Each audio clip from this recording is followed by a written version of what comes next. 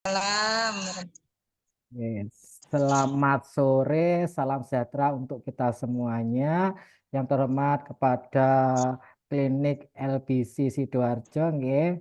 Atau di sini nanti diwakili oleh Bu Yeni dan tim. Dan mungkin nanti ada mungkin Dokter Alfi mungkin yang gabung ya di link Zoom yang sudah kami berikan. Puji syukur kita panjatkan pada Allah Subhanahu wa taala karena kita dapat berkumpul kembali nggih Bapak Ibu di kegiatan pendampingan akreditasi klinik LBC nggih, terkait dengan bab 2. Kemarin sudah bab 1, sekarang dengan bab 2 yaitu terkait dengan peningkatan mutu dan keselamatan pasien. Nggih, mohon izin share screen nanti kita akan membahas ini materinya agak banyak nggih Bu. Jadi mohon untuk itu nggih. Nggih, Pak, enggak apa-apa. Oke. Sudah tampil nggih, Bu? Ampun, Tampak Pak. nggih? Ampun. Nggih, sebentar saya kebaca. Nah, kalau yang kemarin itu kan yang bab 1 itu terkait dengan TKK, kita tata kelola klinik. Berbeda dengan yang bab 2 ini, yaitu terkait dengan peningkatan mutu dan keselamatan pasien. Jadi mutu dan keselamatan pasien ini diperhatikan di klinik. Dalam hal ini, klinik menjalankan program peningkatan mutu dan keselamatan pasien secara komprehensif, berarti secara berkesinambungan, lengkap, sesuai dengan kompleksitas pelayanan yang diberikan. Apa itu ruang lingkupnya? Yaitu pemilik, penanggung jawab, dan seluruh staf harus memahami dan terlibat dalam upaya peningkatan mutu dan keselamatan pasien. Jadi semuanya paham apa itu mutu, indikator mutu nasional, indikator mutu prioritas, dan indikator mutu masing-masing unit layanan. Itu harus memahami. Kemudian ada penetapan yang tadi yang saya sampaikan, ada tiga mutu ya, indikator mutu nasional, indikator mutu prioritas, dan masing-masing unit. Bagaimana pengukurannya, analisisnya bagaimana, kemudian evaluasinya seperti apa. Kemudian selanjutnya yaitu pelaporan insiden keselamatan pasien atau yang disebut IKP menggunakan prosedur yang telah ditetapkan dalam hal ini seperti KTC, KPC, ya, Sentinel dan lain sebagainya, KPD gitu. Ini nanti akan kita bahas bersama-sama. Kemudian pengendalian dan pencegahan infeksi atau PPI. Oke. Nanti kita akan bahas juga. Kemudian penerapan sasaran keselamatan pasien. Di sini ada 6 indikator yang dinilai nanti. Bagaimana identifikasi sampai dengan resiko jatuh. Nanti akan kita bahas di sini. Kemudian klinik memiliki penanggung jawab dalam pelaksanaan program peningkatan mutu dan keselamatan pasien. Jadi klinik itu nanti harus menunjuk siapa yang menjadi penanggung jawab mutu dan keselamatan pasiennya. Nah, di sini di bab 2 ada standar PMKP 1 sampai 3, di mana elemen penilaiannya ada 18 nggih. Yang PMKP 15, PMKP 28, PMKP 35, jadi 18. PMKP yang menjaga seluruh bagian dan seluruh tenaga yang bekerja menunjuk koordinator program PMKP untuk melaksanakan programnya. Di mana tadi ya yang sudah saya jelaskan, dalam hal ini terdapat 3 indikator mutu, yaitu indikator mutu klinik atau indikator nasional mutu yang ada 4 itu, nggih. Kemudian indikator mutu prioritas klinik, apa yang nanti menjadi prioritas di klinik itu, yang tentunya berbeda dengan INM, dan indikator mutu prioritas masing-masing unit bagian. Dan pemilik dan penanggung jawab klinik terlibat dalam hal tersebut dan menerima laporan capaian serta laporan insiden keselamatan pasien. Nah, elemen penilaian apa yang harus dipenuhi? Yang pertama adalah adanya SK penanggung jawab mutu yang kemarin sudah dijadikan satu nggih dengan SK struktur organisasi. Jadi panjenengan nggak perlu bikin lagi SK yang double-double, jadi bisa dijadikan satu nggih di struktur. Kemudian SK terkait dengan indikator mutu layanan yang diukur, berarti penetapan, berarti SK. Kemudian kebijakannya bagaimana, berarti bikin ke kamus profil profil ya, profil mutu berarti. Terdapat kebijakan terkait pengukuran dan pelaporan ini maksudnya profil mutu. Kemudian terdapat dokumen bukti pengukuran, berarti ada hasilnya ya, laporannya, pengukurannya, evaluasinya, tindak lanjut dan sampai dilaporkan kepada penanggung jawab klinik dan pemilik. Kemudian dari dokumen tersebut ada pertanggungjawaban dan dokumen umpan baliknya untuk perbaikan dan dilaporkan ke Kementerian Kesehatan. Dan nanti akan dilakukan wawancara apakah panjenengan semuanya ini memahami terkait indikator mutu yang sudah dihitung dan dilakukan analisis tersebut. Kemudian juga dilakukan terdapat bukti pelaporan insiden keselamatan pasien. Jadi nanti panjenengan ditulis bagaimana KTC, KPC, insiden sentinel dan lain sebagainya itu apakah ada terjadi di sana, monggo nanti di list.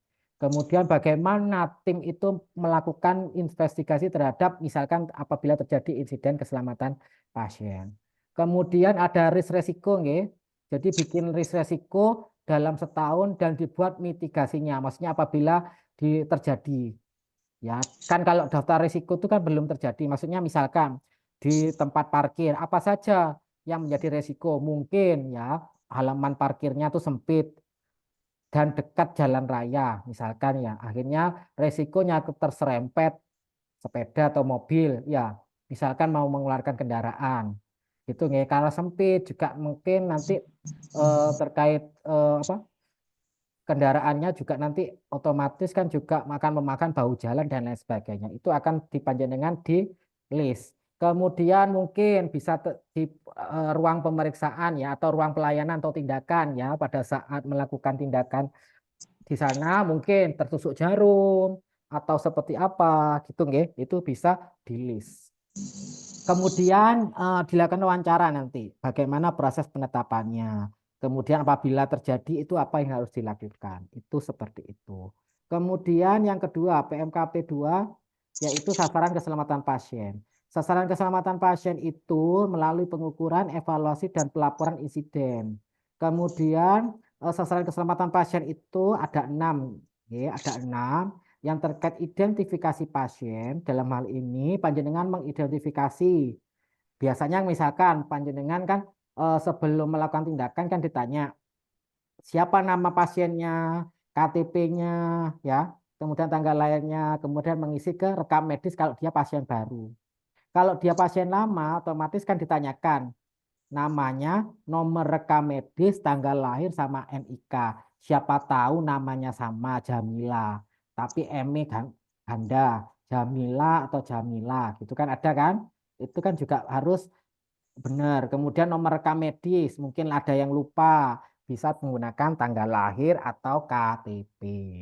Ini fungsinya apa? Sebelum memberikan pelayanan biar benar, ya tidak salah sasaran. Ini identifikasi dilakukan setiap keadaan terkait intervensi kepada pasien, misalkan sebelum pelayanan, prosedur diagnostiknya kan, misalkan klinik kecantikan, oh yang kemarin sudah terkait botox seperti apa, sekarang seperti apa, itu kan ada riwayatnya ya di rekam medisnya. Kemudian tindakannya, pemberian obatnya, dietnya, ataupun identifikasi pasien terhadap pasien koma. Tapi ini tidak ada kalau di klinik kecantikan.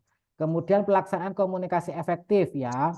Komunikasi yang tepat waktu, akurat, lengkap, dan tidak membingungkan. SBAR maksudnya ini.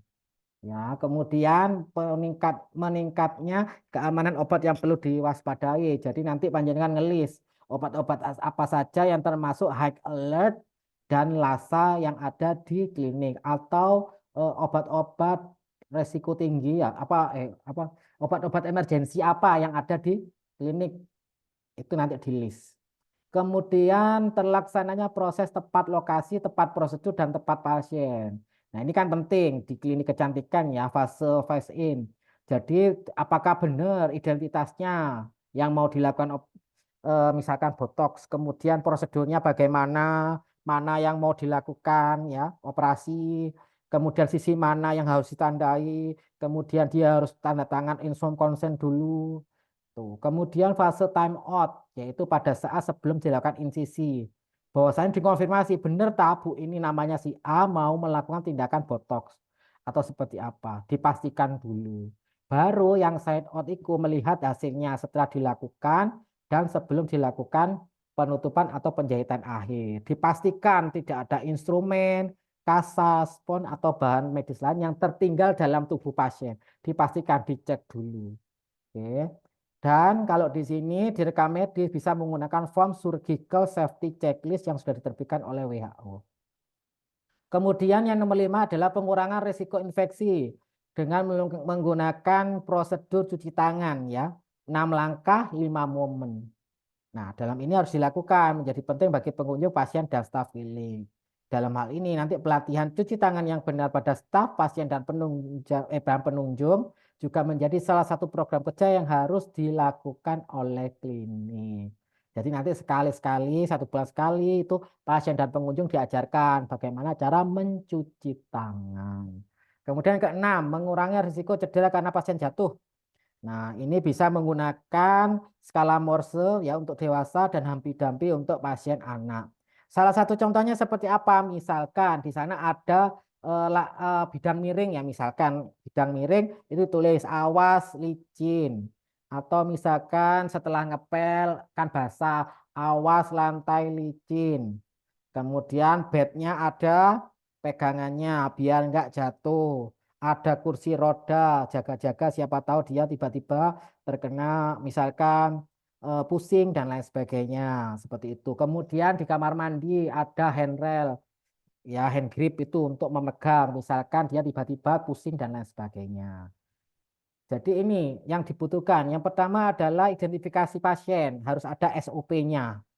Kemudian buktinya tadi, buktinya apa? Ditanyakan, misalkan menanyakan nama, kemudian KTP-nya, nikah, misalkan dia sudah berkunjung berkali-kali, nomor rekam medisnya, dan lain sebagainya. Kemudian dilakukan wawancara oleh kita, benar tak atau benar nggak sih sesuai dengan yang tadi yang sudah dituliskan di SOP, sama dipraktekkan. Gitu. Kemudian yang kedua adalah pelaksanaan komunikasi efektif. Jadi kan kalau sebelum perawatan kan perawatnya kan mendapatkan instruksi dari dokter. Apakah benar yang dilakukan oleh perawat itu sesuai dengan yang sudah diinstruksikan oleh dokter? Apa buktinya? Ya nanti dilihat di rekam medisnya. Seperti itu maksudnya ini. Kemudian bukti pengelolaan keamanan obat. Resiko tinggi, LASA, high alert, mana saja daftar obatnya, obat emergensi apa saja yang ada di klinik LBC, monggo ditulis semuanya. Di list. Kemudian jangan lupa dipasang supaya semua orang tahu, baik itu perawatnya, dokternya itu paham. Ya, tuh. Kemudian penandaan sisi operasi jelas harus ada SOP-nya, mana yang mau ditandai, mana yang mau dibotok dan lain sebagainya. Kemudian buktinya mana? Bukti pelaksanaannya harus ada di rekam medis. Jadi yang 4 dan 5 ini adalah rekam medis. Jangan lupa SOP-nya harus ada. Gitu, nggih. Kemudian nomor 6 ada SOP kebersihan tangan.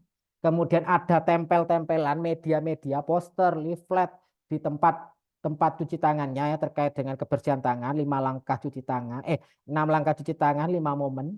Kemudian disuruh nanti praktek untuk pasien dan petugasnya. Bagaimana cara hand hygiene. Gitu, ya.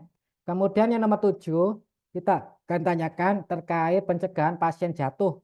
Ya, cedera karena jatuh, SOP-nya seperti apa, dan implementasi kegiatannya di sana seperti apa. Misalkan tadi ada kursi roda, ada handrail, kemudian apalagi, dan tulisan lantai licin, lantai licin, dan lain sebagainya. Kemudian PPI, nggih. Nah, PPI ini adalah klinik, Nah, klinik atau penanggung jawab klinik menunjuk koordinator atau penanggung jawab PPI. Jadi paling tidak yang sudah punya sertifikat PPI. Ya. Kemudian klinik membuat identifikasi resiko dalam hal pencegahan dan pengendalian resiko infeksi. Tuh. Nah, apa saja sih yang harus dilakukan di PPI? Yang pertama, kewaspadaan standar. 10 ini paling tidak panjenengan ada atau dilakukan. Yang pertama, apakah sudah dilakukan terkait praktek kebersihan tangan? APD-nya sudah lengkap apa enggak? Pakai level 1, level 2, atau level 3. Kemudian sterilisasi alatnya seperti apa? Pengendalian lingkungan, maksudnya itu apakah ada banyak kecoa, tikus, dan serangga lain. Pengelolaan limbahnya dibuang kemana tuh limbah padatnya, sampah medisnya, limbah cairnya itu dialirkan kemana. Kemudian laundrynya, linennya, kemudian petugasnya kesehatannya seperti apa, perlindungannya, apakah diberikan imunisasi ataupun mungkin pemberian makanan tambahan. Kemudian penempatan pasien, ya mungkin penempatan pasiennya ada mungkin ada misalkan apa namanya itu pemisahan ya mungkin ya terkait infeksius dan tidak. Tetapi kan kalau di klinik kan sudah disesuaikan gitu dengan treatmentnya. Kemudian etika batuk dan bersin ini juga penting disosialisasikan. Praktek menyuntik yang aman, maksudnya aman itu berarti nggak sampai menimbulkan infeksi juga gitu. Jadi aman buat pasien, buat aman juga kita, biar nggak kita tertusuk jarum juga. Gitu. Kemudian kewaspadaan terhadap transmisi. Jadi transmisi apa? Kontak, droplet, dan udara. Jadi maksudnya ini adalah bagaimana panjenengan mencegah terjadi droplet itu berarti kan terkait percikan dahak dan lain sebagainya. Jadi bagaimana etika batuknya, kontaknya, mungkin ada hand sanitizer yang digunakan. Udara berarti bagaimana terkait exhaust, kipas angin, AC, penempatannya. Kemudian bundles. Nanti ada materinya, surveillance pengamatannya diamati nggak terkait itu. Mungkin misalkan ada kejadian diare di situ, terus bagaimana untuk pencegahannya, PPI-nya itu seperti apa. Kemudian misal, tapi karena panjenengan klinik kecantikan, berarti nanti disesuaikan. Kemudian pendidikan dan pelatihan terkait PPI. Kemudian penggunaan antimikrobia yang bijak itu maksudnya antibiotik. Itu, ya. Petugas yang melakukan monitoring dan implementasi PPI harus minimal punya pelatihan PPI dasar. Jadi itu, ya. Jadi nanti yang dibutuhkan apa? Kebijakan PPI sama SOP-nya. Programnya apa? Ada 5 tadi, kewaspadaan standar, kewaspadaan transmisi, bundles, surveillance, sama yang satunya lagi pendidikan dan pelatihan. Buktinya apa? Ya buktinya semuanya itu difoto, ada dokumentasinya. Jangan lupa SK penanggung jawab PPI. Kemudian jangan lupa juga hand hygiene-nya. Kemudian sarananya bagaimana, sosialisasinya, pelatihannya kepada karyawan itu seperti apa, buktinya mana gitu. Pelaksanaan hand hygiene. Kemudian pelaksanaan PPI yang dilaporkan ke penanggung jawab klinik dan direktur klinik. Gitu nggih. Selanjutnya kita akan ke materi selanjutnya nggih terkait dengan apa itu PPI. Sebentar kok lupa saya naruhnya ya. Materi saya di ini. PPI. Oh ini. Nah ini ya. Izin share screen lagi. Ini tadi kan sudah di. Oh ini belum tampil ya. Saya buru. Nah, ini ya tadi sudah ya. Bentar. Ini sudah nanti bisa anu sendiri ya. Nah, ini indikator mutu ya, indikator nasional mutu itu ada 3 ya yang harus dilakukan penilaian. Yang pertama adalah indikator nasional mutu. Nah, indikator nasional mutu itu ada 4 ya, terkait 4. Yang pertama adalah kepatuhan kebersihan tangan atau lebih dikenal dengan KKT. Ya, standarnya ada 85%. Di sini adalah yang pertama, bagaimana karyawan atau karyawati tersebut mempraktekkan kepatuhan kebersihan tangan dengan jumlah peluang 200 kali. Jadi selama 200 kali itu bagaimana pelaksanaan kebersihan tangan pada pegawainya di klinik tersebut seperti itu. Nanti ada observer dan validator. Pak observer berarti yang mengamati ya. Itu berarti misalkan yang ada di situ yang menyentuh pasien 20 ya. Kemudian ada 200 kali, berarti setiap orang harus mempraktekkan minimal 10 kali nantinya. Setiap bulan, berarti tanggal 1 misalkan si A, hari kedua si B, hari ketiga si C dinilai, hari ketiga si D, kemudian hari kelima si A lagi. Balik gitu sampai si A sampai dapat 10 kali. Kita lihat dari 10 kali itu dia bisa nggak melakukan praktek kebersihan tangan sampai 200. Minimal bisa 200 lebih. Minimal ya. Nah, setelah itu ada namanya validator. Validator itu misalkan yang praktek tadi hanya cuman kurang dari 30 ya. Berarti yang diambil sampel untuk validasi hanya 16. Jadi panjenengan terserah wis mau anu siapa 16 pokoknya 16 karyawan. Kan tadi ada 20. Kalau 16 monggo diacak siapa yang dilakukan validasi gitu. Kemudian nanti dilihat nilainya di atas ini atau di bawah ini. Kalau di bawah ini berarti apa yang harus dilakukan oleh klinik, misalkan sosialisasi kebersihan tangan, kemudian apalagi dan lain sebagainya. Kemudian yang dilihat apa sih kebersihan tangan? Ada 3 indikator yang dilihat. Yang pertama adalah 6 langkah cuci tangannya. Sudah 6 langkah enggak? Jangan-jangan cuma 5, jangan-jangan cuma 4 gitu. Kemudian 5 momen. 5 momen itu berarti sebelum memegang pasien, setelah memegang pasien, setelah memegang hewan dan lain sebagainya itu harus cuci tangan. Apakah itu dilakukan setelah melakukan kontak dengan pasien? Apakah itu sudah dilakukan? Kita lihat. Kemudian yang ketiga adalah waktunya. Makanya observer harus pakai stopwatch ya untuk melihat bagaimana perhitungan waktunya. Kalau misalkan pakai air mengalir 30 sampai 60 ya. Minimal 30 sampai 60 ya kalau pakai air mengalir. Kalau pakai sabun ya itu. Kalau pakai hand scrub itu 20 sampai 30. Wis, enggak boleh lebih itu. Bener tak si A itu pakai hand scrub waktunya 20 sampai 30.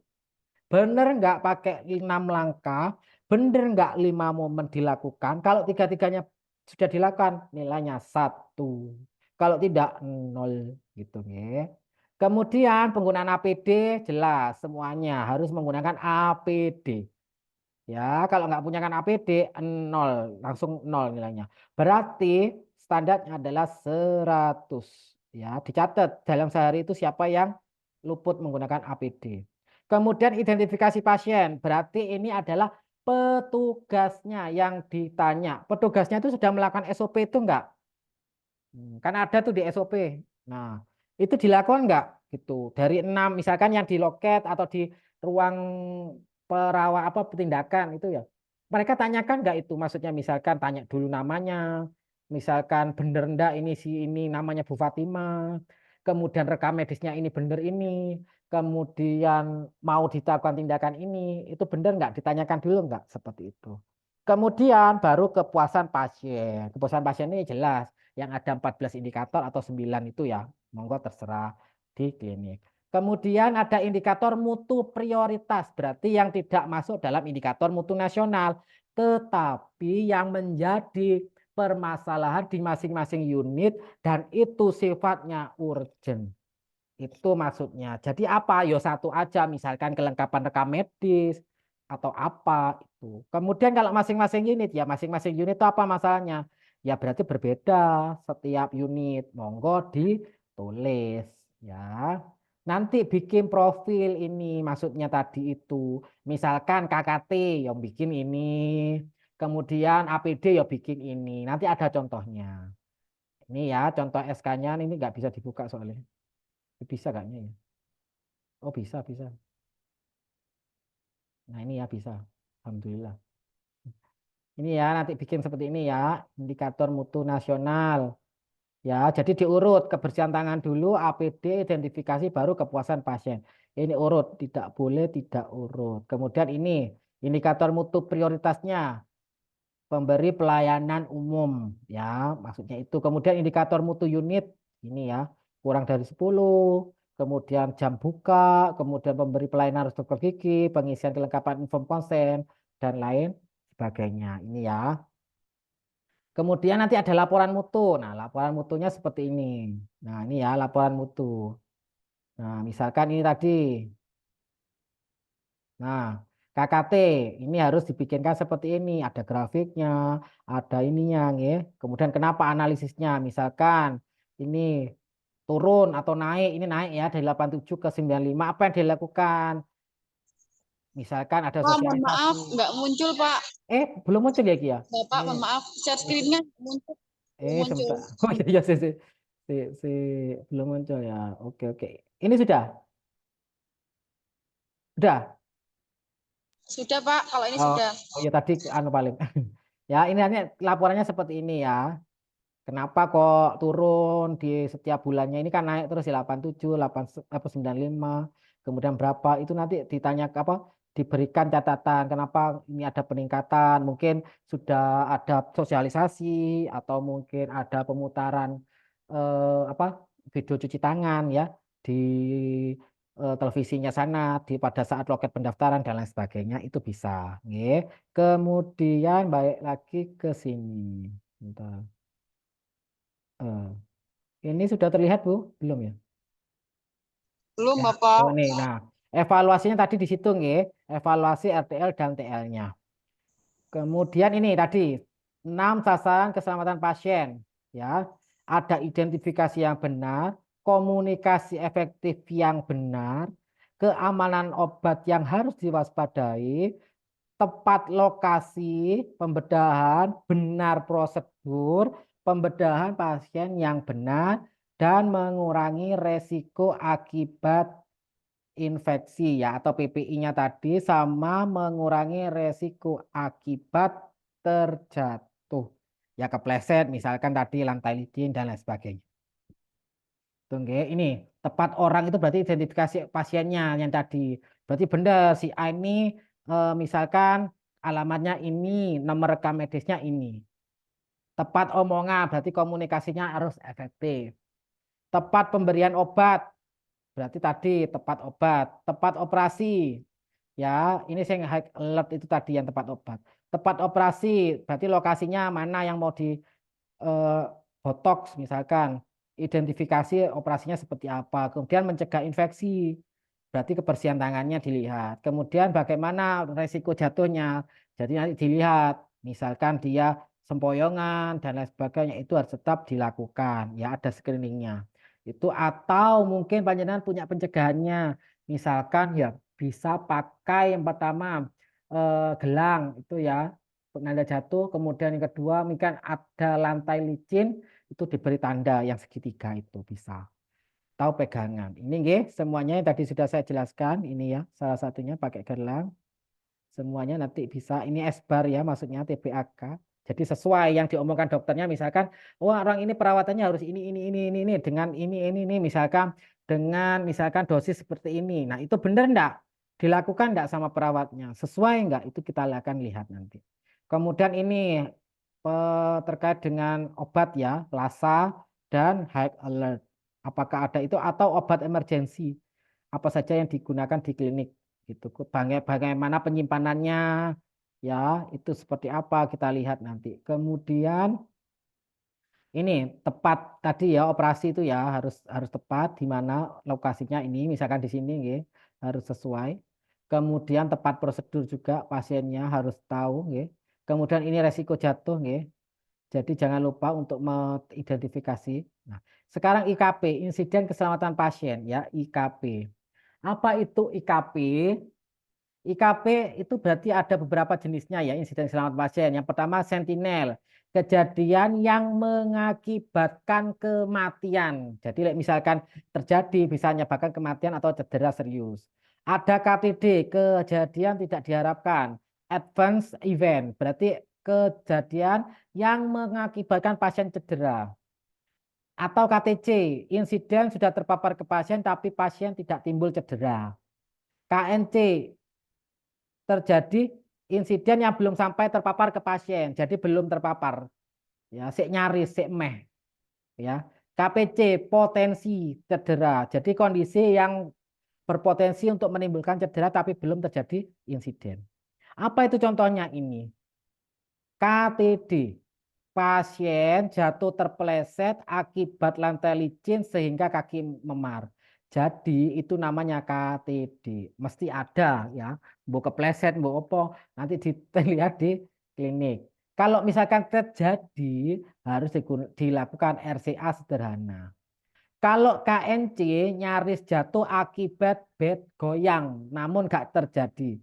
Sik meh, sik KP itu tiba. Ya, itu tetap harus dikeluarkan RCA sederhana. Ya berarti bednya harus diganti dengan yang baik itu ya. KPC, kejadian potensi cedera. Lantai licin potensi resiko jatuh. Ya kan bener kan? Sik licin tapi kan gurung kepleset dianya, belum melangkah ke lantainya. Itu kan masih potensi. Jadi pakai mitigasi resiko. Jadi cuman masuk di mitigasi. Nggak sampai dilaporkan pakai RCA sederhana.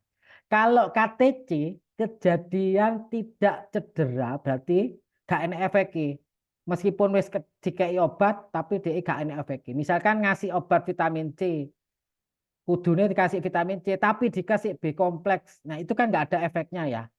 Itu berarti tetap itu salah satu kejadian ya yang tidak diinginkan tapi itu tidak cedera. Jadi bikin RCA sederhana. Kalau sentinel yang menyebabkan kematian berarti pasien jatuh lalu meninggal, terjadi memar atau fraktur femur ya di daerah ini ya anggota gerak. Jadi harus digunakan RCA komprehensif. Oke. Yang penting itu. Kemudian apabila tidak terjadi namanya IKP, monggo panjenengan bikin seperti ini. Ya, bahwasannya klinik sudah memiliki kebijakan, klinik sudah melakukan investigasi jika terjadi insiden keselamatan pasien. Klinik melakukan upaya perbaikan dan pencegahan agar tidak terulang kembali. Oke. Kemudian ini matrik resiko, matrik resiko. Contohnya bikinnya kalimatnya karena lantai kamar mandi licin mungkin kan jenenge identifikasi resiko, pernyataan resiko kan masih mitigasi ya, mungkin terjadi. Mungkin pasien terpeleset dan jatuh sehingga cedera. Bikinnya gitu. Karena atap gudang obat bocor, mungkin obat yang terkena percikan air hujan jadi rusak. Mungkin kan gurung terjadi. Ruang tunggu sempit, mungkin ada pasien infeksius seperti TB tidak menggunakan masker sehingga tertular. Nah, ini berarti apa? Etika batuknya tidak dilaksanakan. Ini contohnya, ini tabelnya, nanti dibikin seperti ini, gitu, Tuh. Mungkin itu saja, Bapak Ibu, yang dapat saya sampaikan. Monggo, mungkin ada yang ditanyakan terkait hal ini, mulai dari tadi PMKP 1 sampai dengan 3. Monggo Bu Yeni atau siapa? Monggo Bu siapa? Monggo Bu. Baik, terima kasih Pak Agung. Sami-sami, monggo Bu, monggo. Ya. Ini ada beberapa pertanyaan Pak yang kebetulan bingung. Iya enggak apa-apa. Satu-satu aja dulu ya tak jawab. Kok bingung lek kabeh itu. Bener Pak. Ini dari yang manajemen fasilitas keamanan MFK maksudnya. Terus ya apa? MFK ini kan ada struktur organisasi Pak. Itu harus harus disendirikan sama struktur organisasi yang di klinik atau sama aja nggak apa-apa? Karena maksudnya kan sama ya apa maksudnya? Mengingatkan SDM kita kan cuma sedikit. 15, hanya 15 orang. Dan itu berarti kalau misalkan dipakai lagi struktur MFK berarti satu orang bisa double. Bisa. Nggak apa-apa, double jabatan gitu. Nggak apa-apa. Tetapi jangan lupa MFK masuk ke mutu. Ya, strukturnya mutu. Itu aja sih. Yang penting gini, Bu. Caranya yo. Misalkan dia di PPI jadi penanggung jawab ya. Misal ya. Kemudian dia dijadikan lagi ke MFK. Ya jangan jadi ketua, berarti jadi anggotanya aja gitu. Baik. Seperti itu. Itu ya, itu yang sudah saya jawab. Terus selanjutnya apa lagi? Terus yang kedua tentang yang pengisian INM yang KKP APD Pak, itu harus pada saat survei ke sini kita butuh hard copy nggak Pak? Iya, panjenengan nanti hard copy-nya saya cuma tanya ini. INM-nya sudah di entry apa enggak? Sudah kan Sudah. panjenengan? Nah itu kan di situ kan cuman anunya ya 5, 4, 10 gitu tak kan ya 1 hari gitu ya. Nah itu saya pengen tahu mana checklistnya. Si A, misalkan si A gitu ya, si A. Bener nggak tadi saya tanyakan 6 langkah, bener nggak 6 langkah itu dilakukan? Mana checklistnya? Kemudian momennya bener nggak? Dia itu belum melakukan megang pasien cuci tangan. Setelah melakukan megang pasien cuci tangan lagi. Ya. Setelah konsul kan biasanya salaman tuh. Apakah dia juga setelah itu cuci tangan lagi gitu? Atau dia pakai hand scrub? Ya, hand scrub atau pakai air mengalir cuci sama pakai sabun. Nah, kemudian yang ketiga, waktunya. Waktunya hand scrub sama pakai sabun kan beda. Ya, ada yang kalau yang sabun itu kan 30 sampai 60. Kalau hand scrub itu 20 sampai 30. Bener ta mereka itu sampai 20 sampai 30 detik di timer nanti, makanya si observernya harus nemer. Yang panjenengan isi di INM, saya lebih baik jujur kalau saya. Nggak apa-apa, nggak 85%. Misalkan saya mampunya seperti ini. Yang penting benar, caranya benar. Ya, 3 langkah tadi, 3 kriteria itu semuanya terpenuhi. Jangan sampai panjenengan karena wis tak gai 100, tak gai 90. Tetapi pada waktu ditanya nggak paham. Gitu. Atau lebih baik panjenengan perbaiki dari sekarang biar tahu oh ini toh ternyata KKT.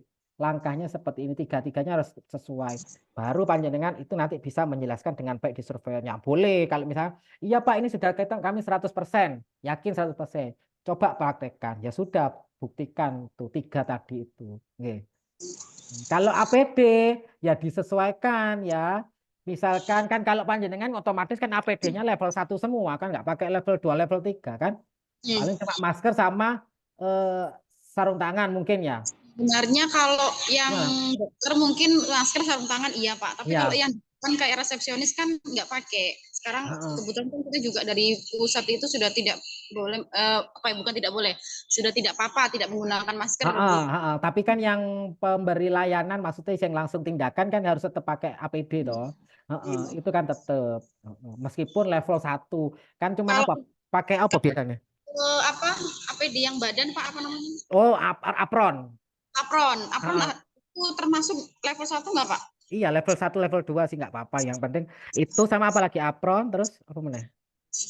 Masker, sarung tangan, itu aja sih biasanya kita. Karena kan kita banyak yang infeksius banget gitu, makanya pakainya yang level 1. Oh ya wes. Iya wes nggak apa-apa. Yang penting itu nggih. Tapi untuk yang depan, misalkan yang resepsionis meskipun nggak pakai masker. Sebenarnya sih juga mau apa ya mencegah ya, tapi nggak apa-apa sih. Yang penting adalah jaraknya aja. Jarak itu loh, lungguan yang anu ini diatur nggih. Jangan terlalu dekat juga. Kan ada itunya, kocon enggak ada. Enggak ada kacanya, Bu. Biasanya kalau kacanya sekarang. Sudah tidak ada, Pak. Oh, sudah di anu ya, di apa? Iya, sudah dilepas. Dilepas ya. Ya wes enggak apa-apa. Yang penting adalah jaraknya ya. Jarak itu antara itu agak lumayan nggih.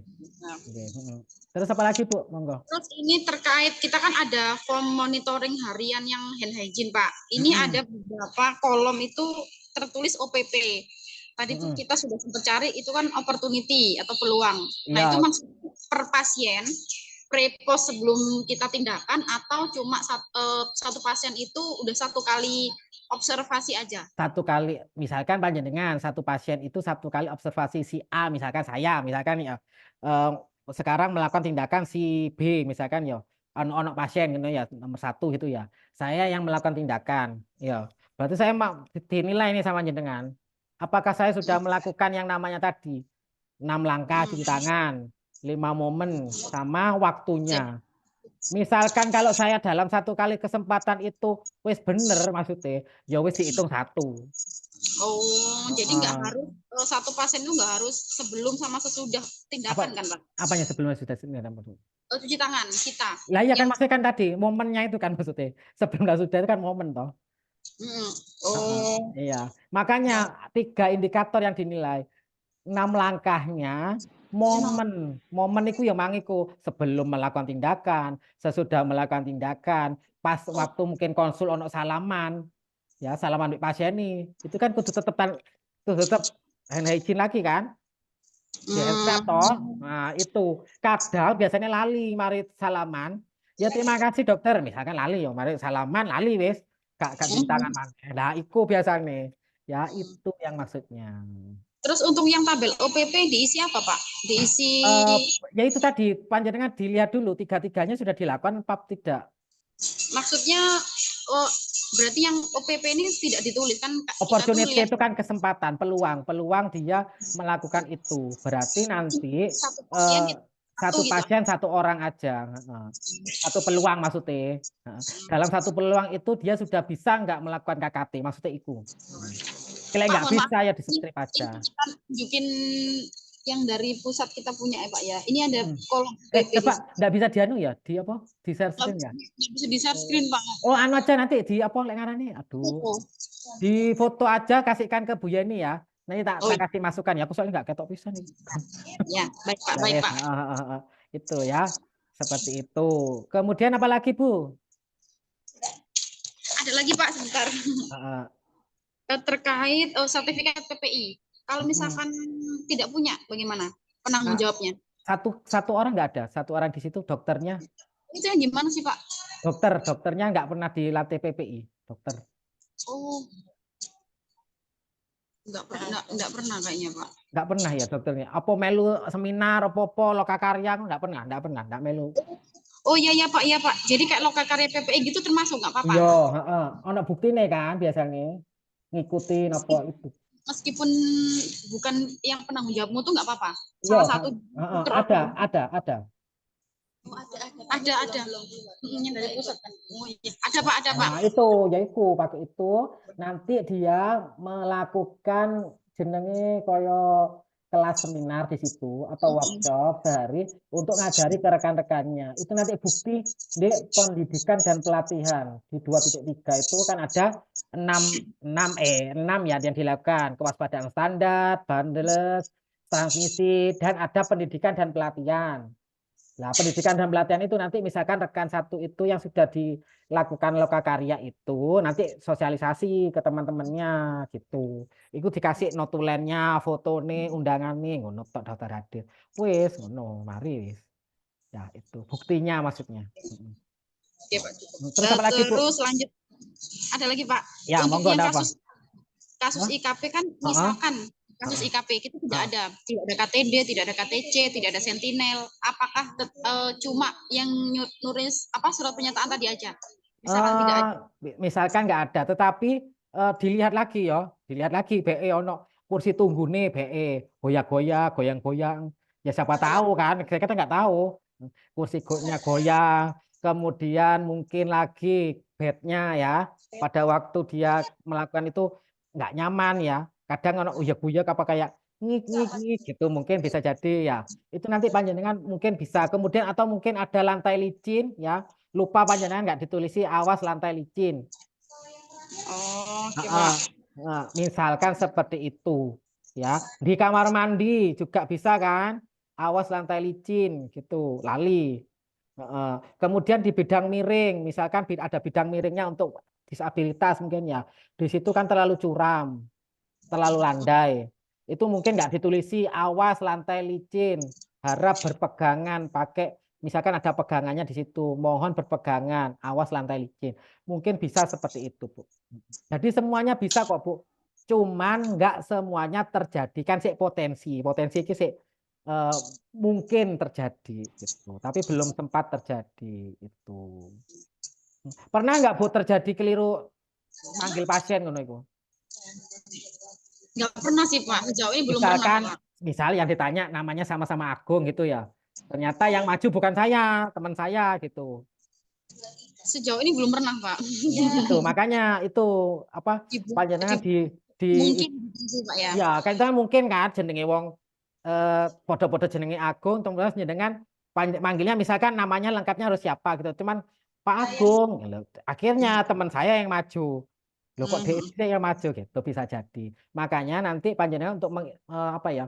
Mengurangi itu mungkin dengan pakai nama lengkapnya. Pak Agung dari desa misalkan si X, desa X mungkin gitu bisa. Ya monggo panjenengan nanti diidentifikasi semua Bu, mulai dari mungkin ya tadi ada mungkin dari bed pasiennya, kemudian ada mungkin laundrynya misalkan kurang bersih itu bisa jadi kan infeksi nosokomial mungkin jenenge anu ya itu bisa panjenengan mungkin dicek semuanya. Terkait Kalaupun nggak ada ya nggak apa-apa ya. Kalaupun ya, nggak ya. ada. Terus Nanti apa lagi Bu? dicoba lagi Heeh. di indikatornya lagi Pak ya.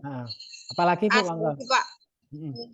Terkait dengan inventaris pemeliharaan ruangan klinik itu ada nomor IOK Pak. IOK itu nomor apa Pak? Oh nomor anu iku nomor apa lek ngarane iku apa sih kaya nomornya untuk kode barang. Oh, Kaya iku anu nih misalkan panjenengan beli kaya lisensi ngono lho. Kaya apa sih jenenge iku lek ngomong ngarak-ngarak. Kayak misalkan oh ini sudah itu bisa buat sendiri apa? kadang Ya, itu Pak.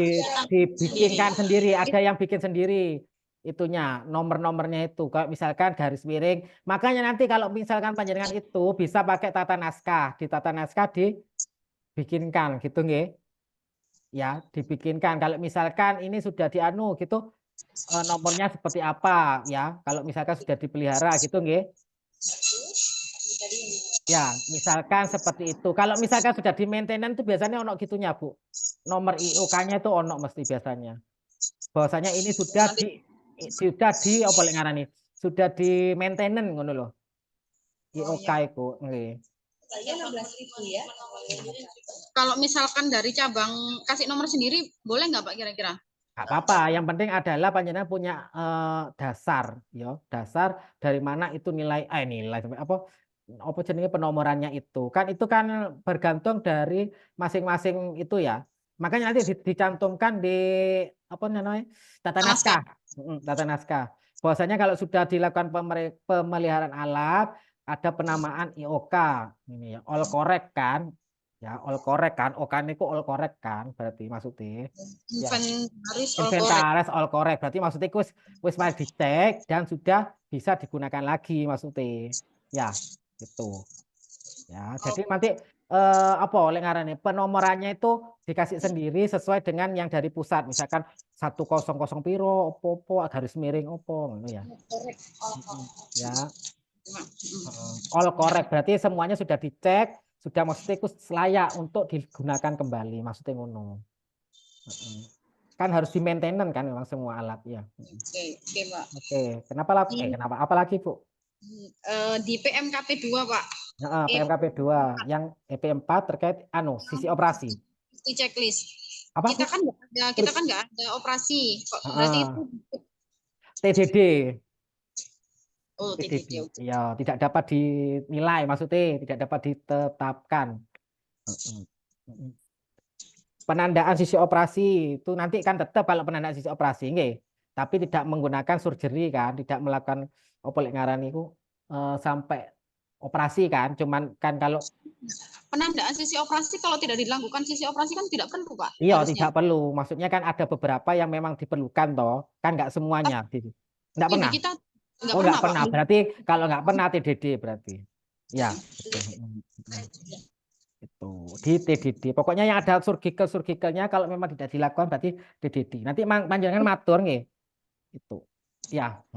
Pak, maaf saya mau tanya. Saya habis tindakan. Untuk botox itu apa masuk yang tindakan itu ya, sisi operasi ya? Bukan ya? Bukan itu dokter, kan itu cuma tindakan biasa kan nggak sampai apa lek ngarani. Misalkan kayak sirkumsisi gitu ya kan nggak sampai seperti itu ya. Misalkan cabut kuku nggak sampai seperti itu.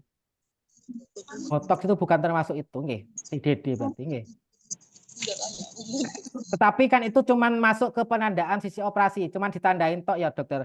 Misalkan oh ini yang di sini yang ditandai cuman itu saja kan. Tapi kan nggak sampai melakukan perlukaan sampai seperti itu nggih dokter. Oh iya Pak. Berarti untuk dokumen bukti penandaannya tetap ada ya? Iya, tapi kan tetap dokumen penandanya tetap ada, tapi kan nggak sampai panjenengan sampai surgikalnya nggih. Maksudnya cuma ditanya, oh ini di sini penanda untuk surgit botoxnya. Kemudian ini sampai mana? Maksudnya apa benar yang dibotox tadi di sini? Cuma itu saja sih. Itu. Nggih. Itu. Monggo dokter, ada lagi yang mau ditanyakan? Monggo. Pak, tadi saya ketinggalan ya, karena kan tindakan Monggo ini dokter. untuk untuk insiden itu misalnya seandainya di sini Hmm. nihil, misalnya selama sejauh ini nggak ada insiden apa-apa, berarti saya nulisnya di dokumen buktinya gimana ya? Nanti berarti itu kan ada di insiden keselamatan pasien, itu kan ada registernya ya dokter. Berarti ya ditulis KTC, KPC apa itu semua nihil. Ya, tetapi nanti dicek lagi ya dokter, misalkan ada lantai licin, ya misal ini ya, ada lantai licin, terus lupa petugasnya nggak ngasih tulisan awas lantai licin, itu juga termasuk ya dokter. Ya, Berarti masuknya misalnya seandainya itu nyaris cedera ya? iya, Pak?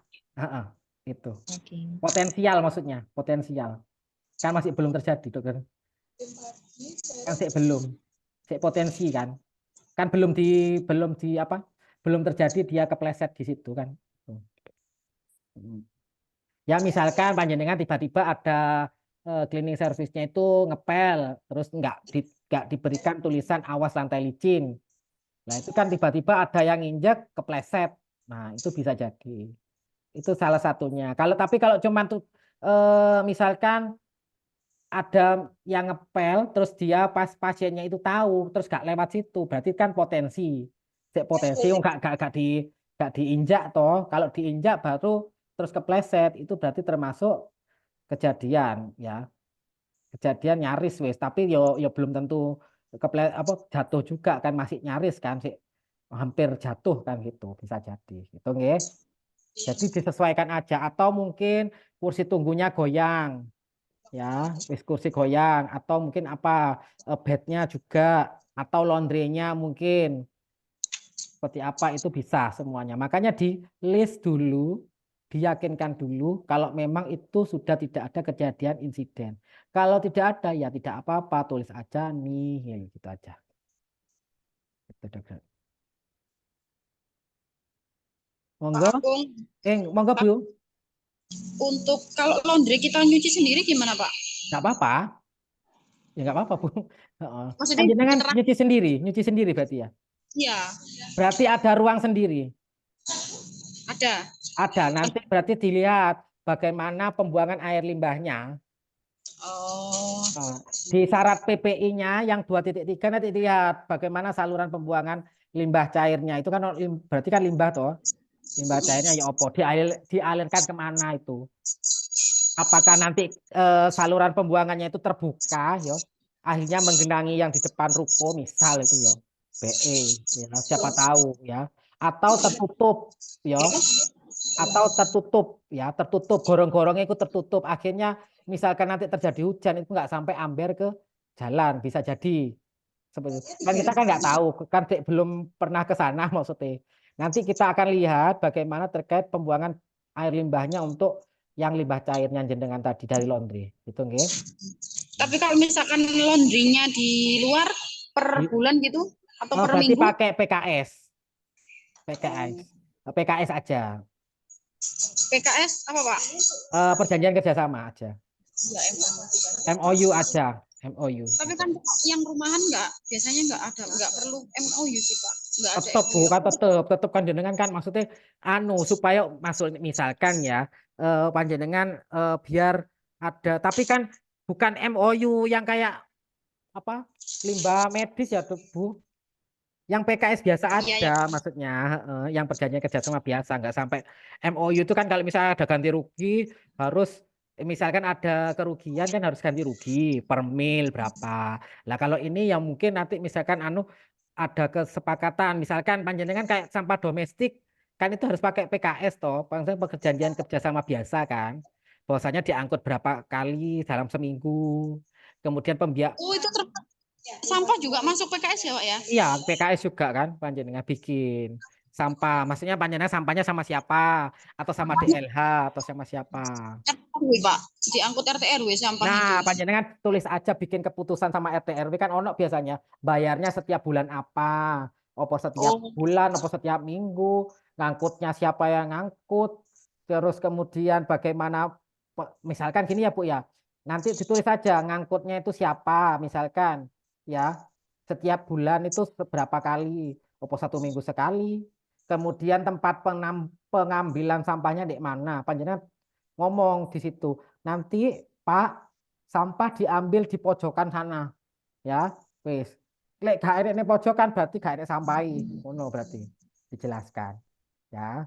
Jadi biar tahu, oh ternyata kalau sampahnya LBC nek pojokan, lek mau ngambil sampah ya di sana, gak usah cari yang lain. Itu dijelaskan di situ ya. Betul. Kemudian biayanya berapa setiap kali angkut 10.000, 5.000. Terus jangan lupa buktinya jenengan bikin kayak buku kas ngono ae biasa. Pengambilan dari petugas sampah RT 10.000. Tanggal berapa ngono tok wis tanda tangan wongi wis gitu tok.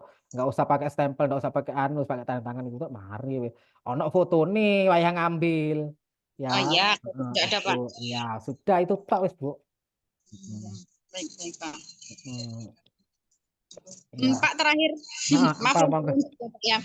Untuk PMKP 2 EP1, bukti pelaksanaan identifikasi pasien itu berupa bukti cuma kita KTP aja kan, Pak? Anu enggak, panjenengan pendataannya itu di situ apa? Ada nama apa? Biasanya di situ apa? Di form rekam medis sing ditekokno. KTP. Lho ndak iku nih tulisannya iku nama rekam medis apa nama, alamat apa ya? Jadi ndukure iku lho. Kan Ya, ono nama, itu. alamat, tanggal lahir, Heeh. nomor telepon, pekerjaan. Nah, iku diisi kabeh enggak? Panjenengan ditanyakan semua enggak waktu ada pasien baru? Lek ono pasien lama, ngono. Ditanyakan sih Pak, maksudnya buktinya itu dalam bentuk apa? Cuma Ya itu itu, aja. buktinya itu. Di-scan nanti rekam Oh. medisnya. Diisi enggak kabeh iku. Ojo-ojo pas di-strip-strip tok jenenge. Nama Evan, ngono. Heeh, di-scan nanti ya. Pak, kalau kita kan pakai RME, berarti di Screenshot berarti ya. Nanti dilihat apakah maksudnya namanya itu benar sudah di-entry. Alamatnya wis bener tak sesuai KTP. Terus mari ngono nomor rekam medisnya nanti dicocokkan bener tak si Edi iki jenenge iki rekam medisnya iki alamatnya iki itu. Cuman itu aja kalau identifikasi. Nanti dipraktekkan caranya misalkan ada pasien apa yang harus dilakukan sama jenengan. Ya apa seperti apa gitu. Kayak perkenalan gitu.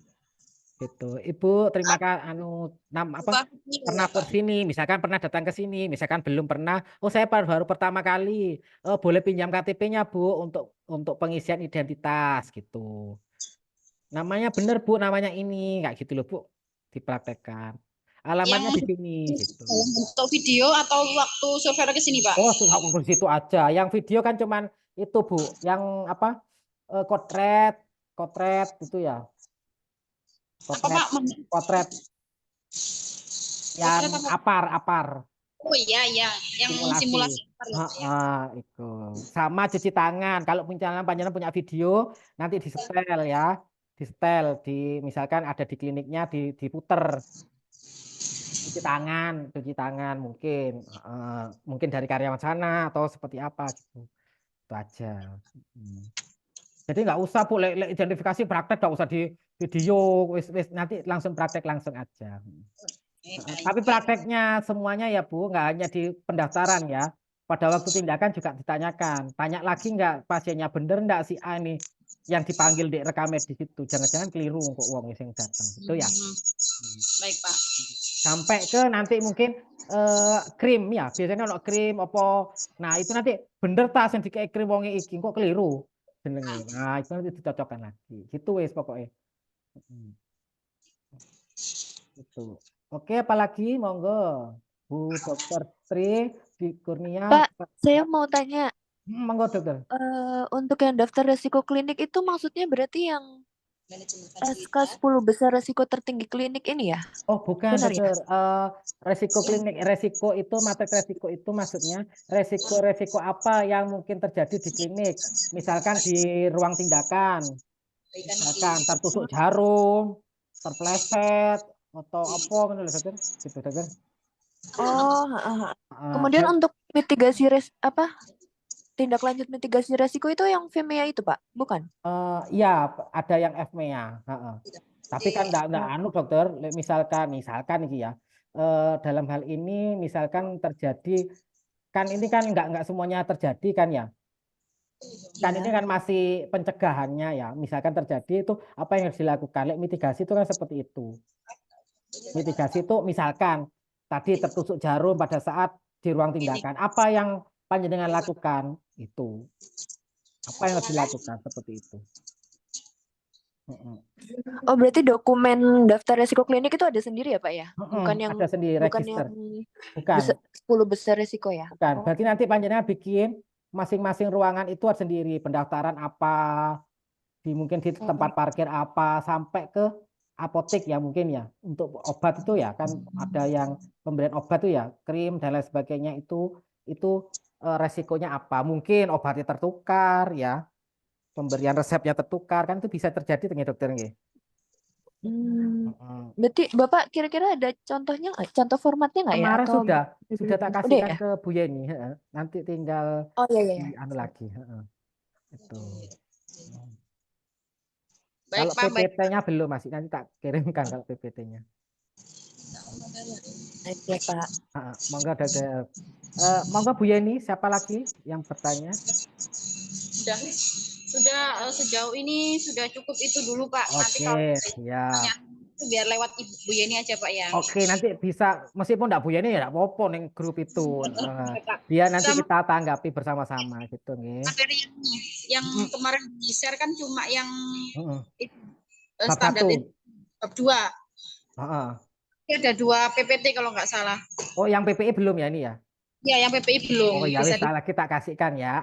Kemudian jangan lupa nanti kalau sudah dokumennya jadi bisa dikirimkan terlebih dahulu sebelum kita paparan hari sekarang apa? Hari apa ini? Hari Rabu ya. Nanti kita lihat lagi harinya nggih. Kita akan menyesuaikan harinya gitu nggih. Yang penting minggu depan itu adalah sebelum liburan kita fixkan untuk bedah dokumen gitu nggih. Oke, terima kasih. Mungkin itu saja nih dapat disampaikan. Ada pertanyaan lagi, Bapak Ibu? Sebentar Pak Agung. Monggo. Siap. Soalnya di pelaporan bukti kan nggak diminta. Apa kita Pak untuk TKK 3 Pak. TKK 3.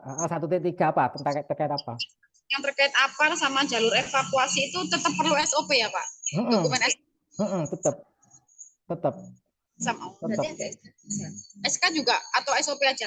SK sama SOP. SK-nya misalkan kan terkait sama penempatan apanya di mana gitu kan Bu.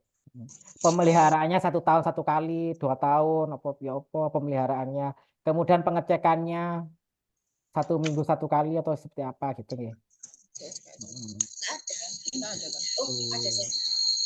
Ya, itu. Itu TKK 3 ya? 1.3 ya? 1.3.5 titik 8. Ya, titik 8. Soalnya dia lemahnya enggak. Oke. Soalnya itu di dokumen yang ada logo Garuda itu enggak ada, Pak. Enggak diperlukan SOP SK gitu.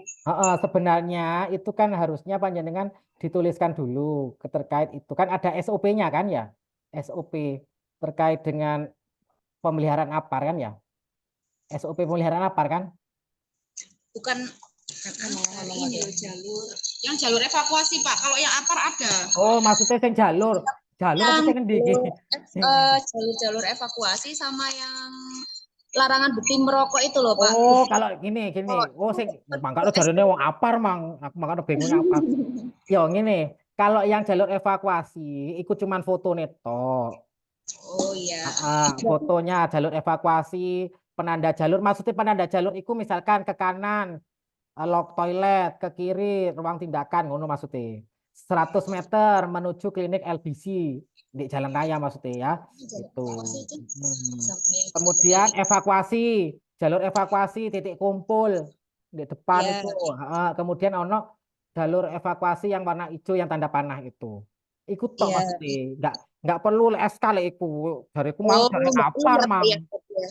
Mau apar mari Ya, itu. berarti sama yang bukti larang merokok itu juga ya, Pak ya? Larangan merokok cuman SK toh, SK. Oh, SK aja kalau larangan merokok. SK bahwasanya klinik LBC mendukung klinik bebas asap rokok ngono toh bunyinya. Oh iya. Bagi yang ingin merokok monggo di luar klinik gitu toh. Itu sama tanda larangan merokoknya ya, di tempat parkir ya, sama di ruang-ruangan pelayanan gitu. Loket pendaftaran dan lain sebagainya. Itu tok wis, gak enek SOP enggak usah, SK aja. Ya. Tadi soalnya ngomongin apar, makanya kok muro-muro larangan merokok. Nah, saya bingung. Itu ya. Terus apa lagi, monggo? Cukup, Pak. Cukup. Oke, kita lanjutkan dan ketemu lagi minggu depan, nggih. Jangan lupa nanti mungkin kalau sudah selesai Ibu Yeni bisa di WA-kan bab satunya dulu. Nanti mungkin 1 minggu itu bisa langsung bab 1 sehari ini misalkan ya, terus berikutnya bab 2-nya gitu, nggih. Kan bisa, nggih. Terima kasih semuanya. Selamat menjalankan ibadah puasa dan semoga nanti sampai penilaian tetap sehat, tetap semangat dan tetap kompak. Terima Amin, kasih. Pak. Terima kasih. Saya sami kurang lebihnya mohon maaf. Wassalamualaikum warahmatullahi wabarakatuh. Waalaikumsalam warahmatullahi wabarakatuh. Matur nuwun semuanya. Assalamualaikum. Matur nuwun, Pak. Izin live.